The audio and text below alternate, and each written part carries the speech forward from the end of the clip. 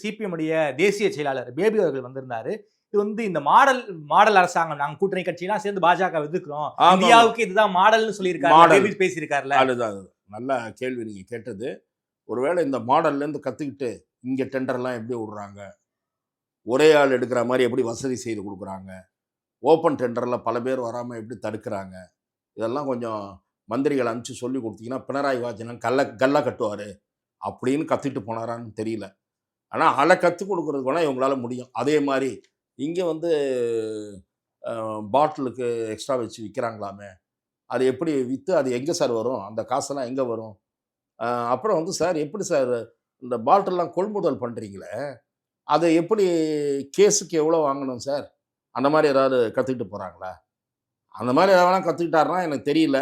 Baby வந்து என்ன கற்றுக்கிட்டாருன்னு கேரளாவில் போய் விசாரிச்சாதான் தெரியும். ஆனால் ஏற்கனவே கேரளா ஆட்சி வந்து ஊழல் ஆட்சின்னு நான் சொல்லலை. கேரள மாநில காங்கிரஸ் தலைவர் இருக்காருல சசிதரன், அவர் வந்து பேட்டி கொடுத்துருக்காரு. அந்த பேட்டியினுடைய பிரதியை நான் ரொம்ப நாள் வைத்திருந்தேன். அந்த ஹிந்துவில் வந்த கேரள மாநில காங்கிரஸ் தலைவருடைய பேட்டி பிளாக் அண்ட் ஒயிட்டில் பிரிண்டில் வந்திருக்கு. நான் வந்து கேரளாவுக்கு கோயில்களுக்கு போயிருந்த நேரத்தில், அந்த நேரத்தில் அந்த லோக்கல் எடிஷனில் வந்திருக்கு அந்த பேப்பர். என்னன்னு நீங்கள் யாரும் பொது வழியில் போய் செக் பண்ணிக்கலாம். What is the opinion of Kerala Congress PCC president about the Vijayan government, Pinarayi Vijayan government. It is a highly corrupt கவர்மெண்ட்னு சொல்லியிருக்காரு பினராயி விஜயனுடைய அரசை.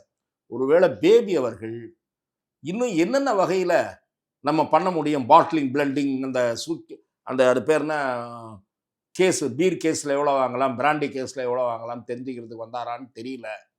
இல்லை பார்த்து போட்டு கொடுங்க சீட்டு, இல்லை போன தடவை தேர்தல் நிதி கம்மியாக கொடுத்தீங்க, முன்ன 15 கோடி 20 கோடின்னு கொடுத்தீங்க, இப்போ ரேட்டெல்லாம் ஏறி போச்சு, வாக்காளர் ரேட்டெல்லாம் கொஞ்சம் ஜாஸ்தியாக கொடுங்கன்னு கேட்குறதுக்கு வந்தாரான்னு தெரியல. ஆகவே எனக்கு தெரிஞ்சது இந்த மாதிரி இதெல்லாம் தோணுதே தவிர எனக்கு வேறு எதுவும் தோணலை சார்.